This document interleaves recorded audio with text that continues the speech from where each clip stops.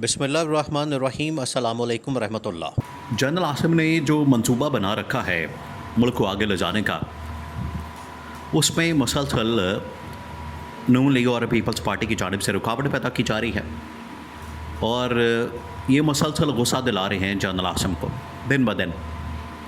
इनको डेडलाइन दी गई थी कि आप जो ईद है, बड़ी ईद, उससे पहले पहले इस बात के ऊपर एग्री कर जाएं, इस बात के ऊपर मान जाएं कि तरमीम आप उसको सपोर्ट करेंगे, तरमीम के ऊपर आप वोट देंगे।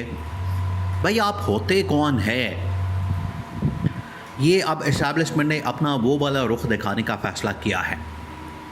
इस्टेब्लिशमेंट ने अब अपना दूसरा रुख दिखाने का फ़ैसला किया है और इनको बावर करवा दिया है, इनको रियलाइज़ करवाया है कि आप होते कौन हैं। ये बात करने वाले, आंखें दिखाने वाले या धमकी देने वाले या आप इतनी ज़ोर ज़बरदस्ती करने वाले, जो आपको कहा जाए आप उसके ऊपर हाँ कर दें।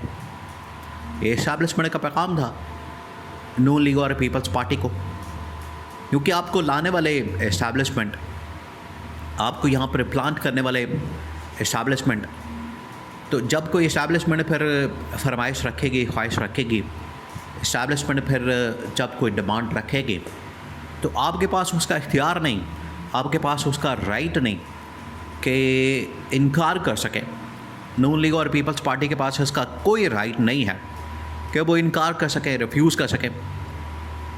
इस वजह से इनको कहा गया है कि आप ये आराम से, प्यार से, तहम्मुल से इस बात के ऊपर आ जाएं। ईद से पहले की डेडलाइन थी, अब ईद गुजर गई, ईद से पहले इन्होंने किसी किस्म की हामी नहीं भरी, इन्होंने इनकार कर दिया।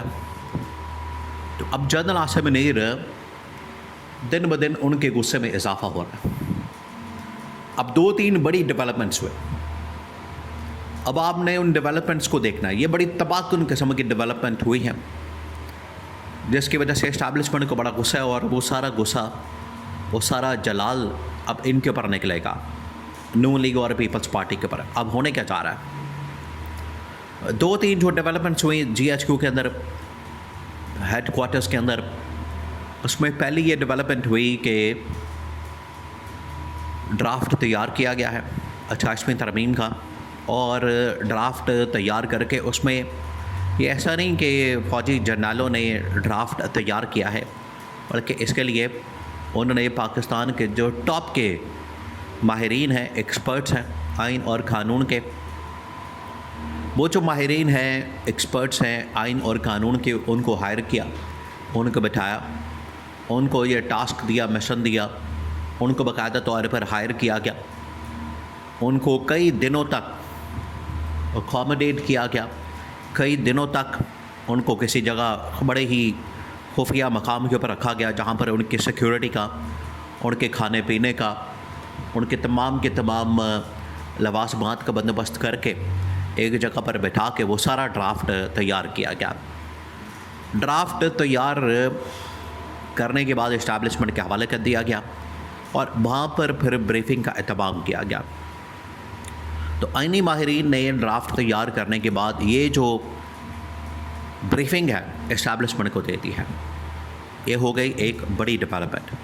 अभी आपको इसकी कानो कान खबर नहीं मिलेगी, अभी आपको इसका पता भी नहीं चलेगा और इसके बारे में बाहर आपको ख़बर भी नहीं मिलेगी कि ड्राफ्ट तैयार करके इस्टेब्लिशमेंट को पहुंचा दिया गया, इस्टेब्लिशमेंट के हवाले कर दिया गया, और जितने भी आइन और क़ानून के माहिरीन हैं, जितने भी आइन और क़ानून के एक्सपर्ट्स हैं, उन्होंने ये ड्राफ्ट इस्टेब्लिशमेंट के हवाले कर दिया। बहुत बड़ी डेवलपमेंट है, बहुत बड़ी डेवलपमेंट। ये पिछले 1 महीने से इसके ऊपर काम हो रहा था, वर्किंग हो रही थी, और ईद से पहले इस टास्क को, इस मिशन को मुकम्मल कर लिया गया है। इसी वजह से इनको कहा गया था कि ईद से पहले आप लोग मान जाएं, फिर हो सकता है कि आपको ड्राफ्ट भी दिखा दिया जाए, शेयर कर दिया जाए, लेकिन ये लोग नहीं माने। अब इस्टेब्लिशमेंट अपनी टाइमिंग बड़ी अहम होती है। उनको जब टाइम सूट करेगा, उनको जब लगेगा कि ये राइट टाइम है, इस टाइम पर अब हमें प्रेजेंट कर देना चाहिए कौमी असम्बली के अंदर तरमीम को, उसके बिल को।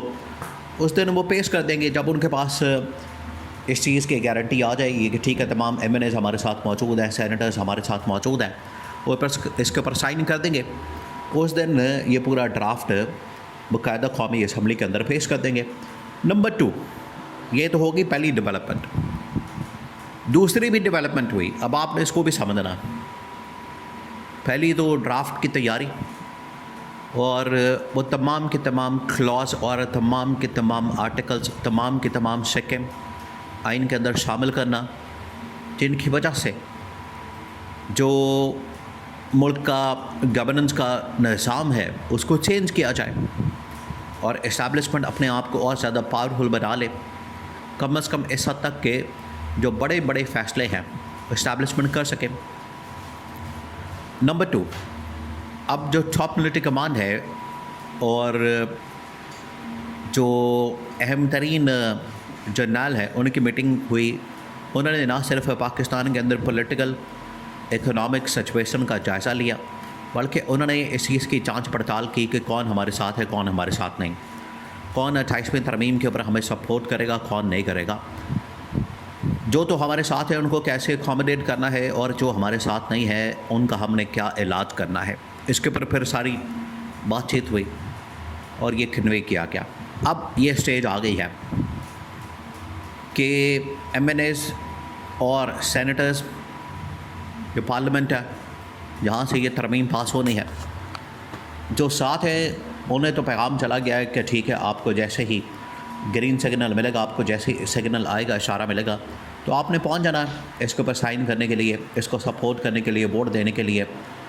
दूसरी जानिब जो रुकावट पैदा कर रहे हैं, जो मसाइल पैदा कर रहे हैं, उनका इलाज करने के लिए, उनको सबक सिखाने के लिए, उनको इंसान का बच्चा बनाने के लिए एक पूरा प्लान तैयार कर लिया गया, उनका करना क्या, और जो भी इसमें रुकावट डालेगा, जो भी इसमें मसला पैदा करेगा, उसका हल क्या निकालना है, ये पूरा प्लान एक तैयार कर लिया गया है और उस प्लान के मुताबिक अब इस्टेब्लिशमेंट ने आगे बढ़ना है। ये प्लान तैयार हो गया।